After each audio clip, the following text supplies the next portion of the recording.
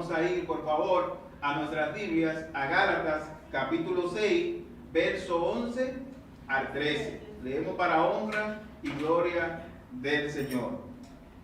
Mirad con cuán grandes letras os escribo de mi propia mano. Todos los que quieren agradar en la carne, estos os obligan a que os circuncidéis solamente para no padecer persecución a causa de la cruz de Cristo. Porque ni aun los mismos que se circuncidan guardan la ley, pero quieren que vosotros os circuncidéis para gloriarse en vuestra carne. Padre bueno, una vez más te presentamos tu palabra, Señor. Una vez más nos presentamos delante de ti, Señor, y te rogamos que hable a nuestra vida, que use tu palabra, Padre Santo, que hable a nuestros corazones, que seamos edificados, que seamos limpiados, Padre bueno, con tu palabra, Señor. Que tu palabra, Señor, pueda confrontar nuestros pecados, que tu palabra pueda confrontar, Señor, nuestras malas actitudes, que tu palabra, Señor, pueda transformar, Señor, a aquellos que no han sido transformados, Señor. Usa tu palabra, Señor. Tú dices en tu palabra que tu palabra no volverá vacía, sino que hará lo que tú quieres, Padre Santo. Te presentamos, Señor, esta enseñanza, te presentamos, Señor, esta predicación. Te pedimos que la use para tu gloria y para tu honra. En el nombre de Jesús, amén y amén. Bien, mis hermanos, hoy, continuando con el libro de Gálatas, nosotros vamos a estar disertando en el tema la gloria de la carne.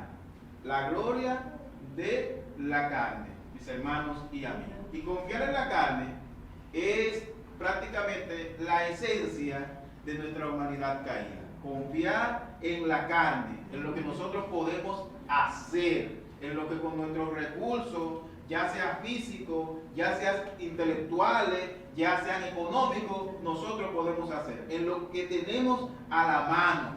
O sea, hay gente que confía en lo que tiene a la mano, confiar en la carne. Por eso estamos hablando de la gloria de la carne, por esa confianza que nosotros tenemos en la carne a causa de nuestra humanidad caída, y no en Dios.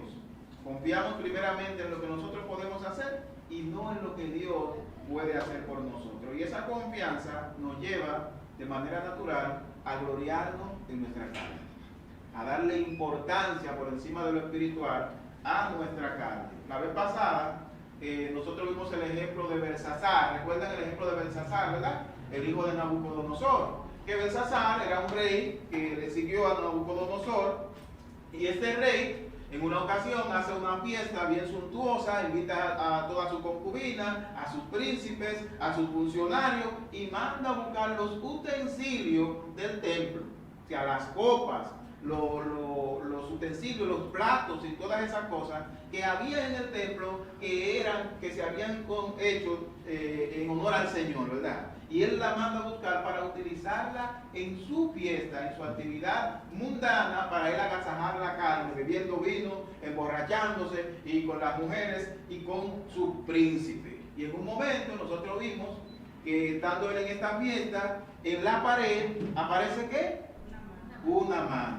Y la mano escribe unas palabras en un idioma desconocido, el cual posteriormente ellos buscan en el reino a quien le traduzca eso y encuentran a Daniel. O sea, el reino de él iba a ser cortado.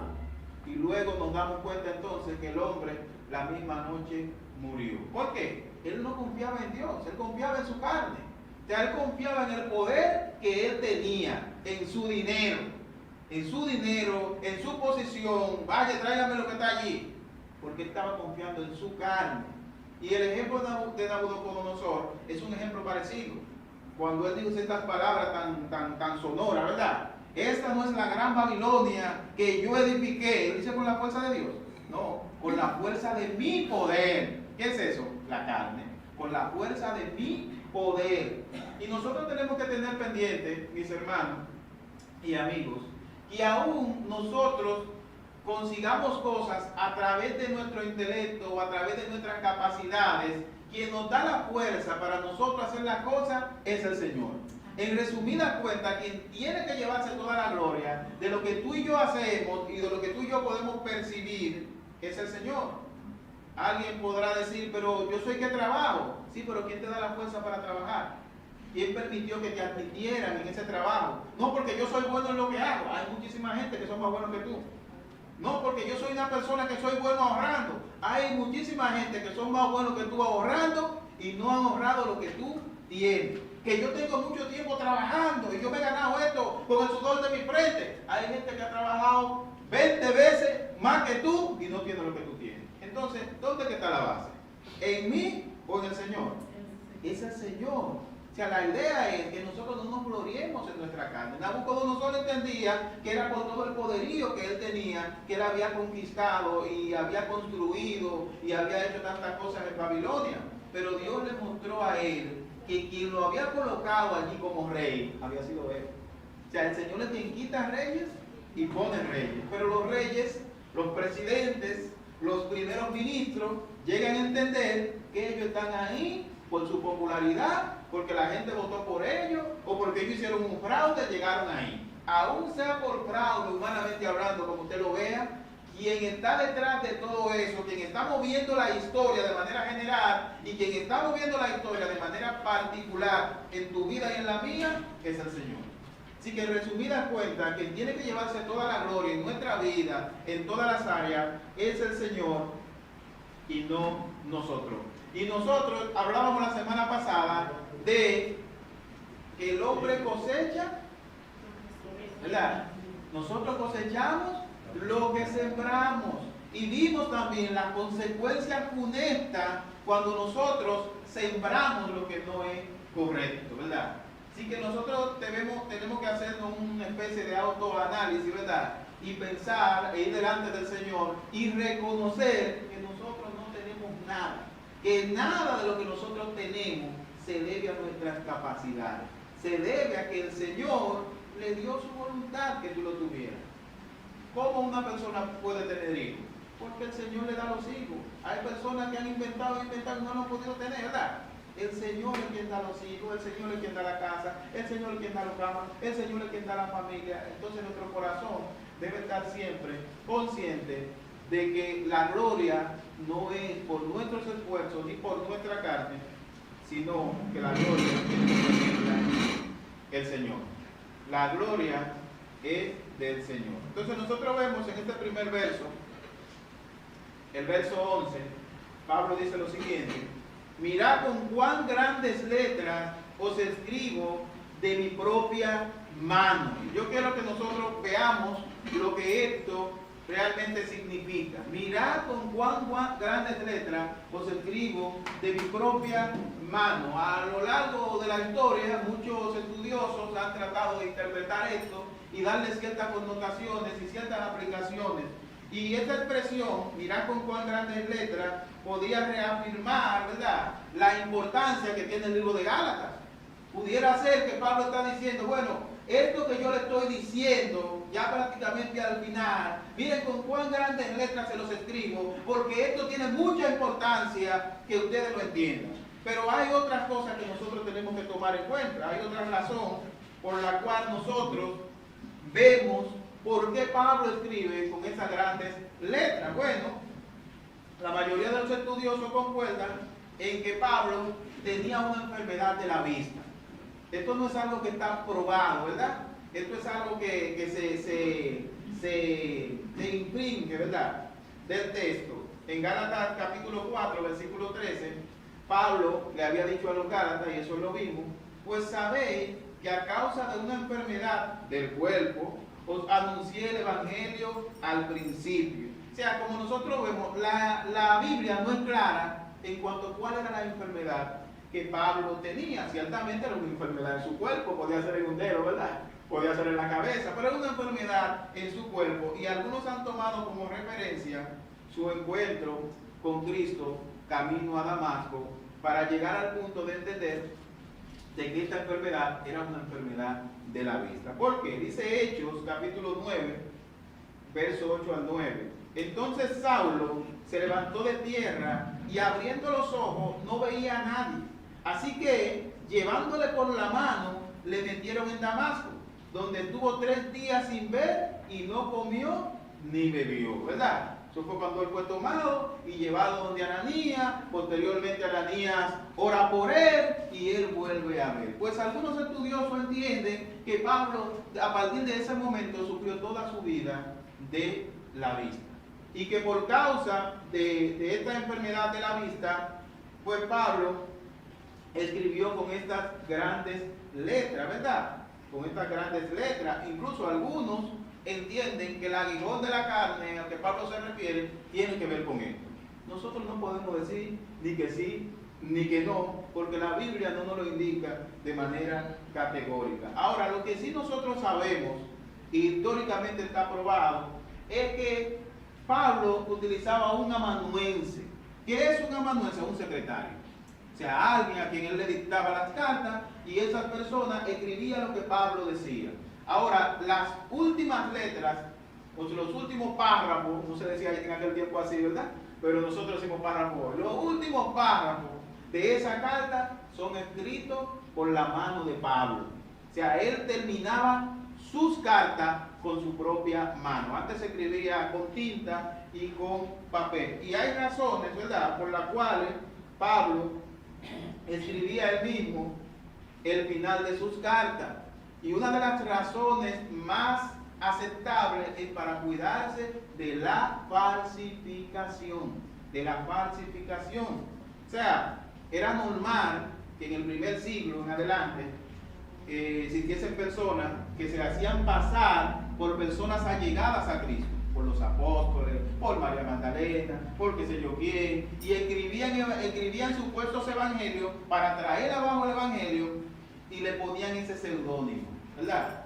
Ahora, Pablo, al escribir el final de la carta de su propia mano, él lo que hacía era que daba a entender que fue él, porque esa era su letra, y de esta manera él podía entonces cuidarse de la falsificación, porque ciertamente habían falsificaciones y hoy en día se han encontrado muchas de esas falsificaciones. Algunos de esos ejemplos son el evangelio de Judas Iscariote, por ejemplo, el evangelio de Tomás, no Tomás el de nosotros, el evangelio de María Magdalena, ¿verdad? Esos son evangelios, no vamos a decir apócrifos, sino evangelios falsificados.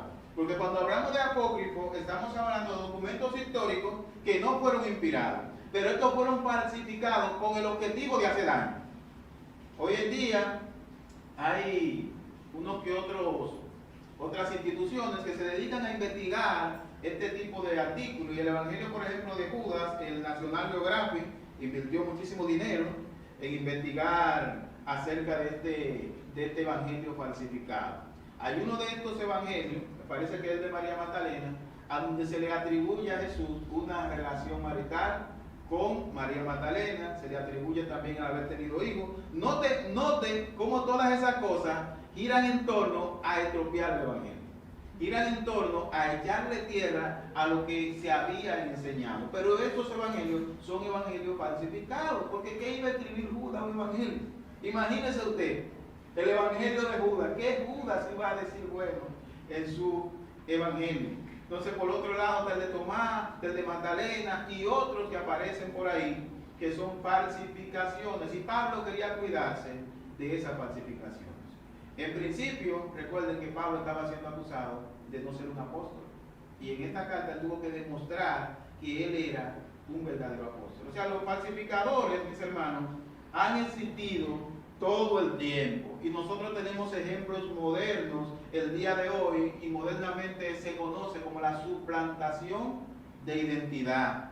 O sea, la identidad de Pablo pudo haber sido suplantada por alguien que escribiera a nombre de él y escribiera cosas que fuesen contrarias al evangelio. Pero Pablo se cuidó de esto. Las redes sociales, por ejemplo, el día de hoy, hay personas que hacen Twitter, por ejemplo, a nombre de personalidades.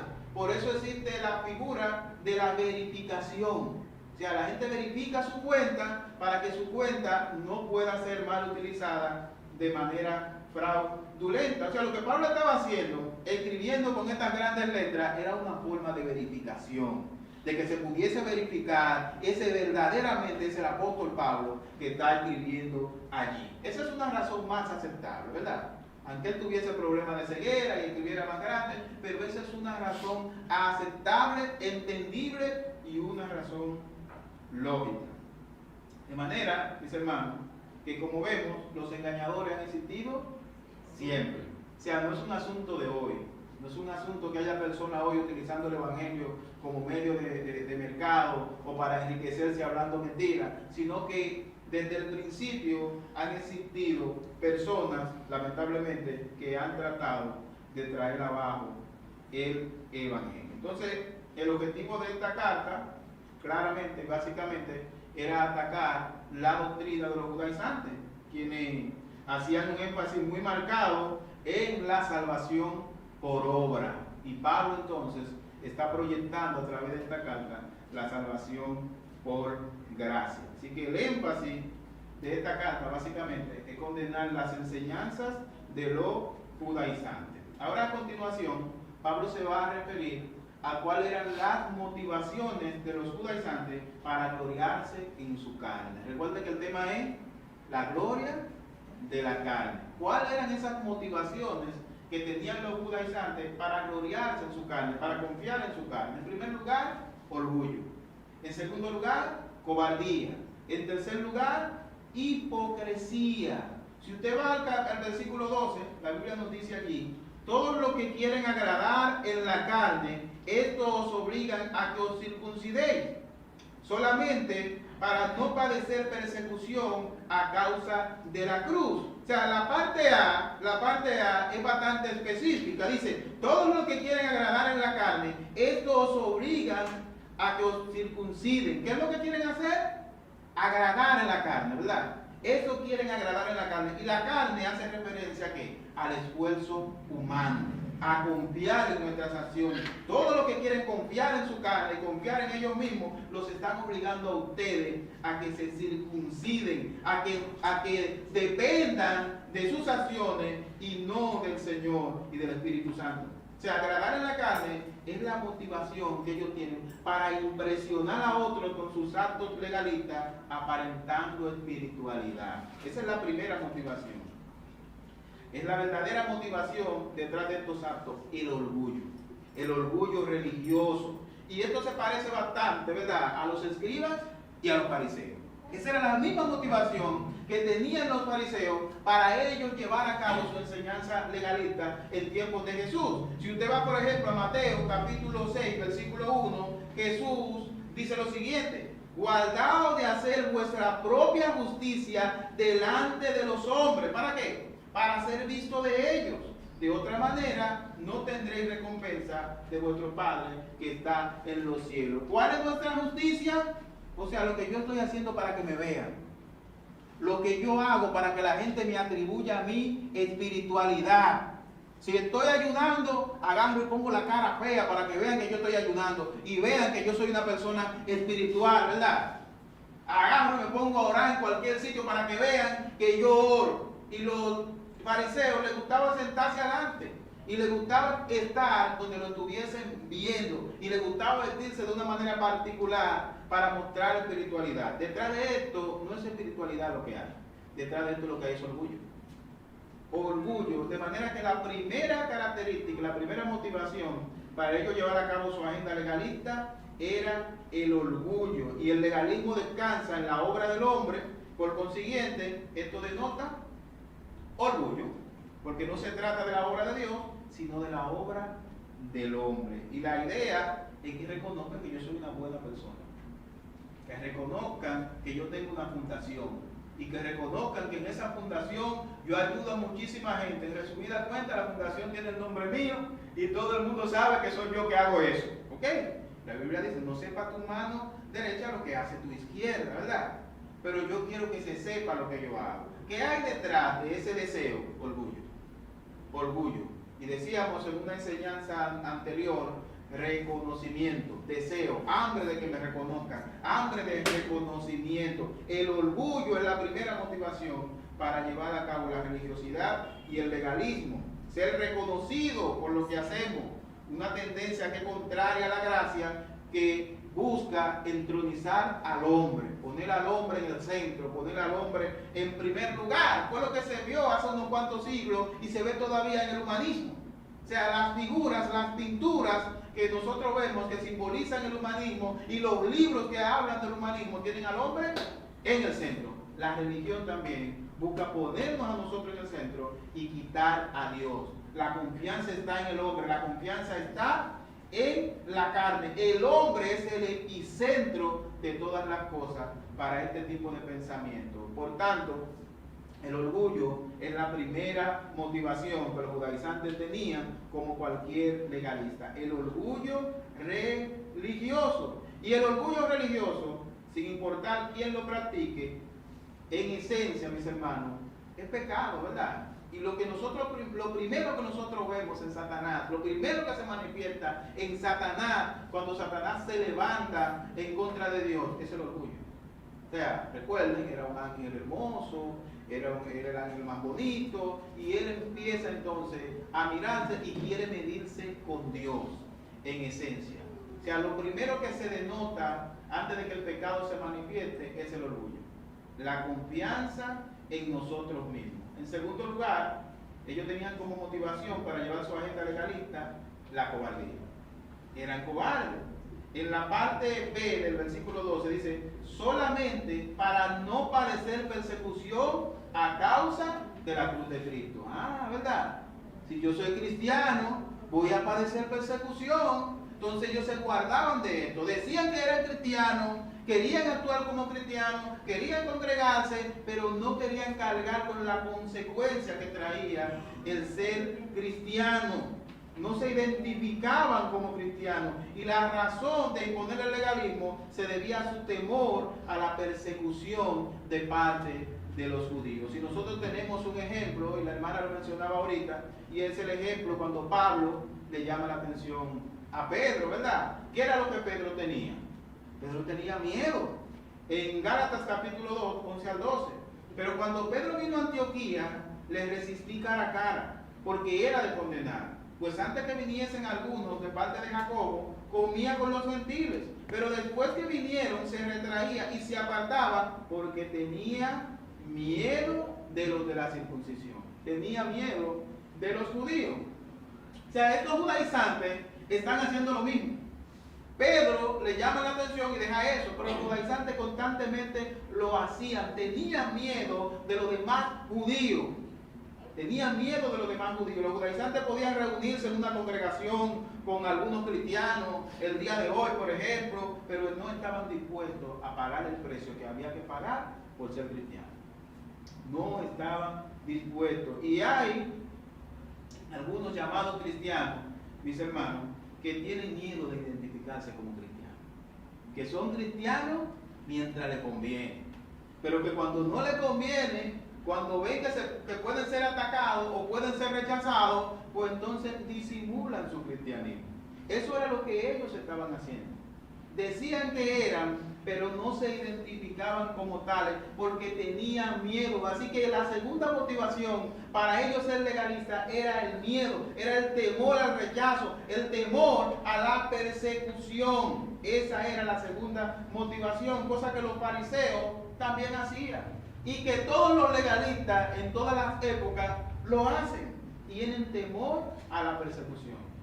Pero noten que los únicos grupos que son perseguidos por la sociedad, por lo que profesan en los diferentes países, son los cristianos. Hay otros grupos, ¿verdad? Hay otras supuestas religiones, pero no son perseguidas. Son aceptadas. Hay tolerancia para tal, hay tolerancia para cual. Pero cuando un cristiano opina o dice algo, es rechazado. Esta semana, alguien en las noticias dijo que los cristianos no podíamos ni siquiera ser profesores. Que había que sacar a los cristianos porque esa gente estaban según él contaminados con el germen de la religiosidad y lo que iban era a aplicar cosas religiosas. Y que en la parte sexual, en la educación sexual, ellos iban a enseñar otra cosa. Pero quien dice eso es un representante de la comunidad homosexual. A él hay que tolerarlo, ¿verdad? Pero el cristianismo no es tolerado. No es tolerado por el mundo. Entonces hay cristianos digo yo, ¿verdad? Cristianos, que le tienen miedo al rechazo, que no se identifican como creyentes. Hay personas en trabajo, que los compañeros no saben que son cristianos. Y si usted le dice Dios te bendiga, y si lo alcanzan a ver a usted, dan la vuelta para que usted no le diga Dios te bendiga delante de la gente. Porque no quieren que sepan que ellos son cristianos. Quizá por su testimonio, qué sé yo, por algunas razones, pero por miedo a ser identificados con Cristo. Entonces, esta motivación era lo que motivaba también a los fariseos, mis hermanos. Y el rechazo es algo normal en el Evangelio. Por ejemplo, Jesús le dice a los discípulos en Juan 15, del 18 al 20, si el mundo os aborrece, sabed que a mí me ha aborrecido antes que a vosotros. Si fuerais del mundo, el mundo amaría lo suyo. Pero porque no sois del mundo, antes yo os elegí del mundo, por eso el mundo os aborrece. Acordaos de la palabra que yo os he dicho. El siervo no es mayor que su señor. Si a mí me han perseguido, también a vosotros os perseguirán. Si han guardado mi palabra, también guardarán la vuestra. Si a los judaizantes tenían miedo de padecer esta persecución, ¿verdad? Los judaizantes querían ser cristianos de vitrina y de nombre cuando les convenía. Pero cuando venía la persecución y venía el rechazo, entonces ellos eran cristianos de la secreta. Guardaban su carne, ¿verdad? Porque no les convenía. El miedo. La cruz, mis hermanos, la cruz, antes de la crucifixión, era un instrumento de tortura, era un instrumento de muerte, ¿verdad? No la inventaron los romanos, pero los romanos la perfeccionaron este instrumento de muerte. Y quienes morían en la cruz eran los enemigos del imperio y eran los peores criminales allí. De manera que la cruz era un símbolo de muerte en principio. Sin embargo, cuando Jesús muere en la cruz del Calvario y resucita de los muertos, la cruz se convierte en un símbolo de vida. Pero no solo en un símbolo de vida, en un símbolo de vida eterna. Entonces, por eso ellos huían y la cruz se convierte entonces en una ofensa para el mundo. La cruz se convierte en una ofensa para el mundo. Los cristianos en el primer siglo tenían diferentes símbolos para identificarse. Tenían el símbolo del pez, que era secreto, pero la cruz llegó a ser el símbolo por excelencia, precisamente porque Cristo murió en la cruz y cambió el significado de la cruz para siempre. Por eso nosotros nos referimos a la cruz para referirnos a Cristo. Ven a la cruz, porque Cristo cambió el significado de la cruz. Era símbolo de humillación, pero ahora es una ofensa para el mundo. Y hay quienes quieren huir de la ofensa de la cruz. Hay quienes quieren pensar que el mundo tiene que aplaudirnos a nosotros. No esperemos aplausos del mundo, esperemos persecución, porque Cristo fue perseguido. Y Jesús le está diciendo a sus discípulos, pero a mí me persiguieron, a ustedes lo van a perseguir también. Si esto hacen con el árbol verde, ¿qué no harán con el árbol seco? El mundo nos va a rechazar y eso es normal. Los judaizantes tenían miedo de ser rechazados, y esta era una de las motivaciones por las cuales ellos llevaban esta agenda de legalismo. Los cristianos que tienen miedo al rechazo del mundo viven como impíos. Porque ¿qué era lo que hacía Pedro cuando venían nosotros? Actuaba como actuaban nosotros. Cuando se iban, actuaba y comía y gozaba y disfrutaba con lo que estaban ahí. Vivía una doble vida. Y en resumidas cuentas, nosotros no encontramos en la Biblia que una persona, porque Pedro fue interpelado, ¿verdad? Y se encarriló. Pero hay personas que viven toda su vida así, diciendo que son cristianos y viviendo de manera impía. Es como si el arco de la puerta de la iglesia tuviese como algo, digamos, transformador. Usted se pasa la semana entera haciendo, deshaciendo, malas palabras, celebrando chistes colorados, y cuando usted pasa por ahí pasa santificado y se sienta en esa silla y es otra persona. No, mis hermanos, nuestra transformación viene a nosotros desde que llega el Espíritu Santo a nuestra vida y tenemos nueva vida en Cristo, y los demás tienen que ver a Cristo en nuestra vida. O sea, la gente no está viendo a Cristo en un cuadro pintado. Es en nuestra vida y en nuestras acciones que la gente tiene que ver a Cristo. Una luz no se pone debajo de una mesa, se coloca arriba para que alumbre a todo el mundo. Y los cristianos tenemos que ser luz. Tenemos que ser luz. No estamos para complacer a los impíos, evitando el rechazo, como Pedro evitaba en la citada ocasión. Entonces, cuando los cristianos quieren aparentar, mis hermanos,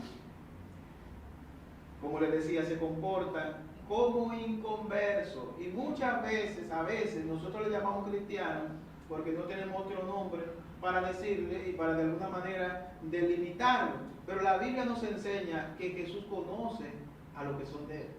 Anoche hablábamos con los muchachos y poníamos el ejemplo de Judas. Como cuando Judas mete la mano en el plato durante la cena, Jesús dice: el que mete la mano en el plato conmigo ahora, ese me va a entregar.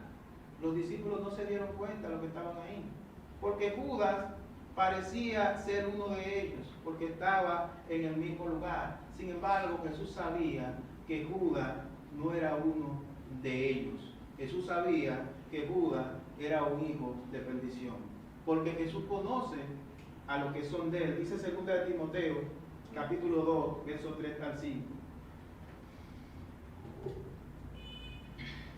Dice Pablo a Timoteo: tú pues sufres penalidades como buen soldado de Jesucristo. Ninguno que milita se enreda en los negocios de la vida a fin de agradar a aquel que lo tomó por soldado. Y también el que lucha como atleta no es coronado, sino lucha legítimamente. Y Pablo empieza diciéndole algo revelador, ¿verdad? Sufre penalidades como buen soldado de Jesucristo. Pero es que el soldado de Jesucristo sufre penalidades. Es normal que nosotros seamos rechazados. Es normal que el mundo nos maltrate. Es normal que el mundo no esté de acuerdo con nuestro modo de vida. Mire cómo Pablo se lo dice: tú pues sufres penalidades como buen soldado de Jesucristo. O sea, ninguno que milita se enreda en los negocios de la vida. Si tú eres creyente, tú no te vas a enredar en lo que se enredan los impíos.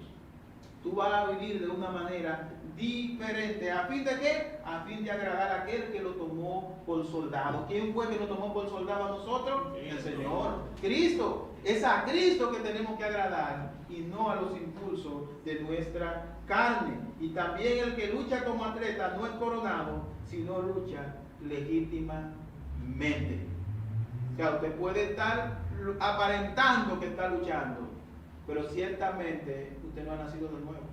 Y si usted no ha nacido de nuevo, pues usted no va a ser heredero, ni va a ser partícipe en lo que van a ser partícipe aquellos que han nacido de nuevo. No importa que tú parezcas cristiano, no importa que andes con la Biblia en la mano, no importa que vengan a todos los servicios. Si no has nacido de nuevo, lamentablemente no es creyente, no es creyente. Y Jesús les dijo a sus discípulos en Mateo 10, 28, porque tenían miedo, ¿verdad? Estamos hablando del temor. Los judaizantes tenían miedo. Y Jesús le dice a sus discípulos, animándoles en el 10:28 de Mateo: y no temáis a los que matan el cuerpo, mas el alma no pueden matar. Temed más bien a aquel que puede destruir el alma y el cuerpo en el infierno. O sea, no tengamos miedo, mis hermanos, de proclamar el Evangelio y de lo que el Señor ha hecho en nuestra vida. No tengamos miedo a los que matan el cuerpo. Tengamos miedo al que puede ponernos en el infierno. Ellos pueden matar el cuerpo, ellos pueden rechazarnos, pero el alma no la pueden matar. Lo que el Señor ha hecho por nosotros, nada ni nadie lo puede cambiar. Nada ni nadie puede cambiar el destino eterno que el Señor nos ha dado. Los apóstoles también fueron perseguidos por causa del Evangelio, y en una ocasión ellos estaban predicando y fueron encarcelados. Y luego se les sacó de su encarcelamiento y se les dijo que no predicaran más en ese nombre. ¿Y qué ustedes creen que ellos hicieron? Versículo 25, capítulo 5 de Hechos. Pero viniendo uno, les dio esta noticia: he aquí los varones que pusiste en la cárcel están en el templo y enseñan al pueblo. Entonces fue el jefe de la guardia con los alguaciles y los trajo sin violencia, porque temían ser apedreados por el pueblo. Cuando los trajeron, los presentaron en el concilio, y el sumo sacerdote le preguntó diciendo: ¿No os mandamos estrictamente que no enseñaseis en ese nombre? Ahora habéis llenado a Jerusalén de vuestra doctrina y queréis echar sobre vosotros la sangre de ese hombre. Pero en el verso 29, Pedro le responde, Pedro y los apóstoles dijeron, es necesario obedecer a Dios antes que a los hombres. Es necesario, mis hermanos, porque el temor de actuar en nuestra carne es por miedo. Es por miedo a lo que vayan a decir, es por miedo a lo que vayan a pensar. Pero es necesario obedecer a Dios antes que a los hombres. Y los judaizantes no estuvieron dispuestos a pagar el precio que hay que pagar por seguir a Cristo. Usted no tiene con qué comprar la salvación, ¿verdad? Decir el precio que hay que pagar es nosotros referirnos a la persecución y referirnos al rechazo. Ahora, ¿usted está dispuesto? ¿Está usted dispuesto o tiene usted vergüenza cuando alguien se refiere a usted como cristiano? O cuando usted tiene que tomar una decisión en la que usted tiene que aflorar y ser íntegro, ¿verdad? O quiere ganarte unos pesos de más por hablar mentira. O tú estás dispuesto a decir, no, eso yo no lo hago. Yo soy cristiano. Yo eso no lo hago ni me lo proponga. Es más, ni se lo van a proponer. Si tú eres cristiano y tienes un testimonio, van a tener miedo, porque cuando viene a ver tú, no, yo no voy a hacer eso, usted sabe. Entonces, ¿estamos nosotros dispuestos a pagar el precio? ¿Saben los vecinos de nosotros que nosotros somos cristianos? Lo saben. Y si lo saben, ven a Cristo en nosotros. Ven nuestros vecinos, ven nuestros hijos, que nosotros somos cristianos. O tenemos temor de reconocer que somos cristianos, nuestros compañeros de trabajo, o la cristiandad suya es tan secreta que nadie la sabe. Esas son preguntas que nosotros pudiéramos hacer. Ahora, en tercer lugar, el judaizante se gloriaba a causa de su hipocresía. Llevaba su agenda globalista a causa de hipocresía. Eran hipócritas.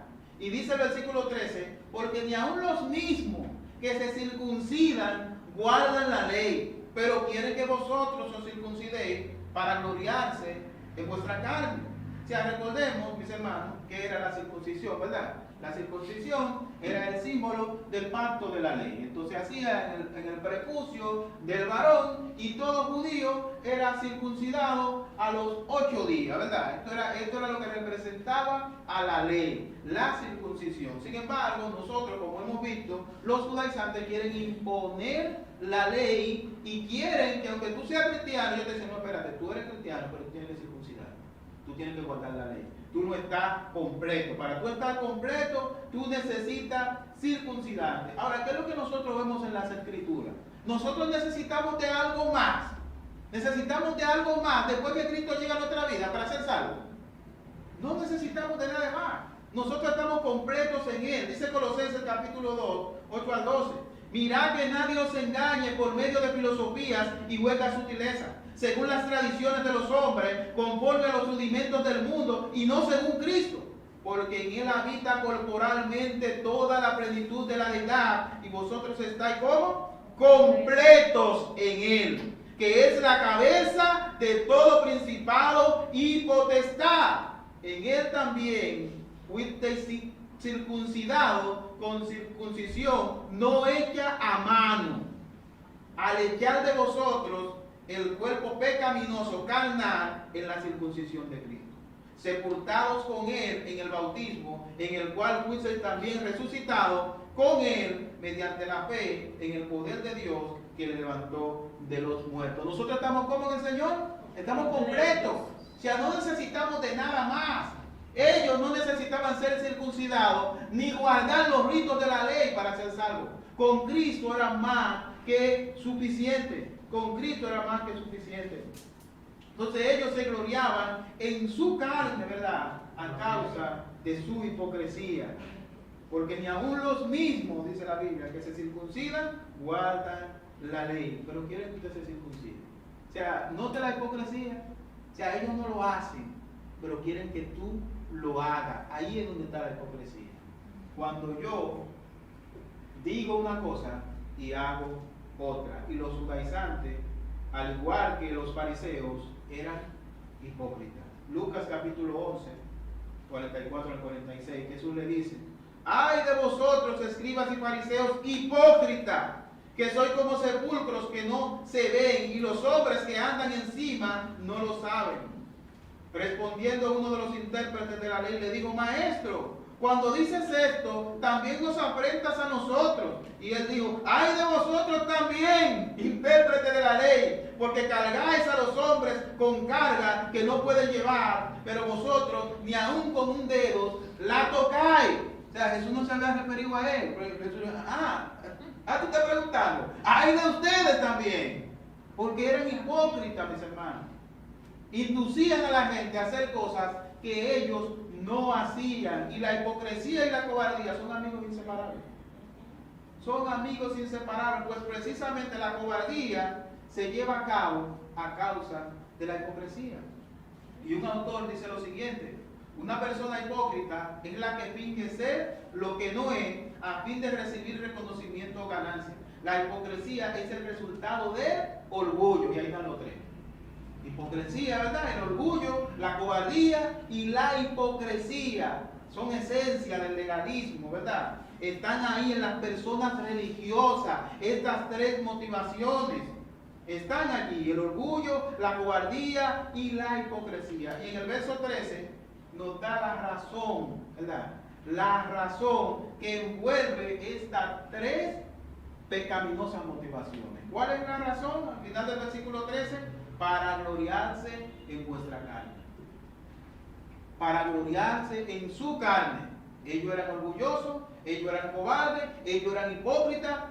Esas eran las motivaciones. Pero la razón fundamental era gloriarse en su carne.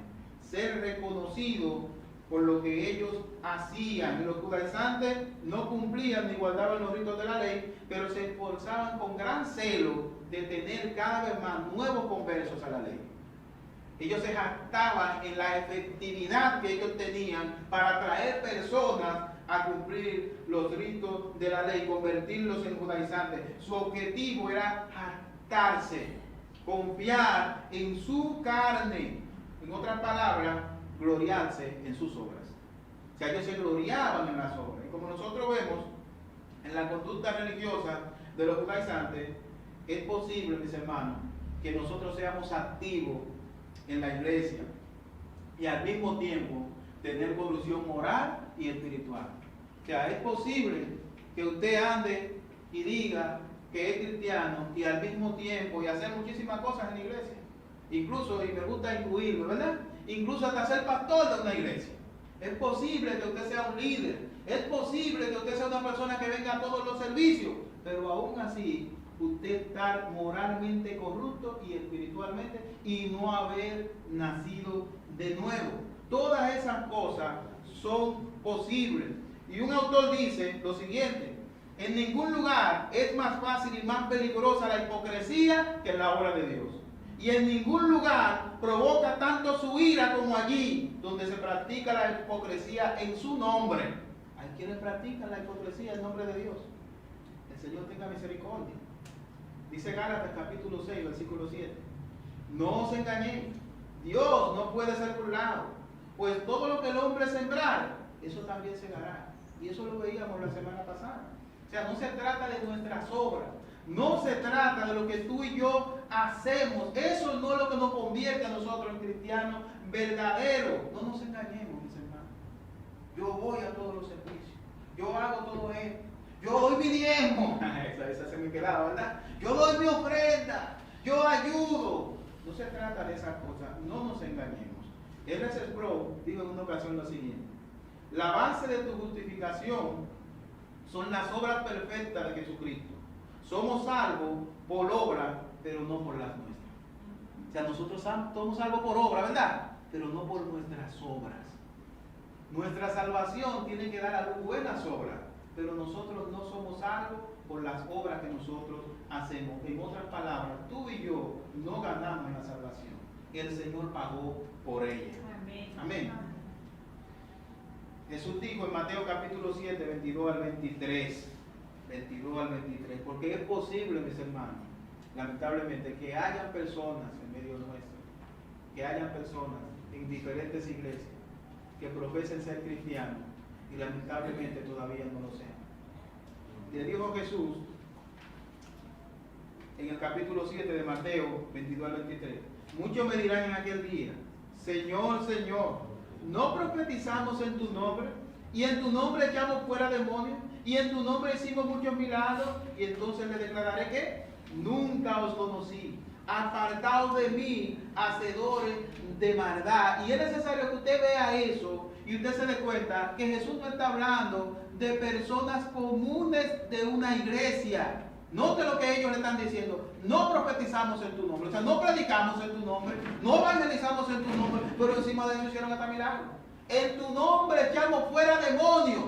Y Jesús le dice, apartado de mí. Nunca lo conocí, o sea, nunca tuve una relación contigo. O sea, está hablando de personas que estaban en la iglesia, que eran quizá líderes. En la iglesia se usa que cuando muere un líder, a veces llevan el féretro a la iglesia y lo pasean y los hermanos le hacen guardia y esa cosa. Hay iglesias que lo hacen, ¿verdad? A lo mejor hicieron eso con ellos. Pero cuando se encontraron con el Señor reveló realmente lo que ellos eran. Dios no puede ser burlado. No nos engañemos, mis hermanos. Este será un triste ejemplo de muchos que se congregaron en iglesia, que incluso fueron líderes. Sin embargo, nunca tuvieron una relación con Cristo.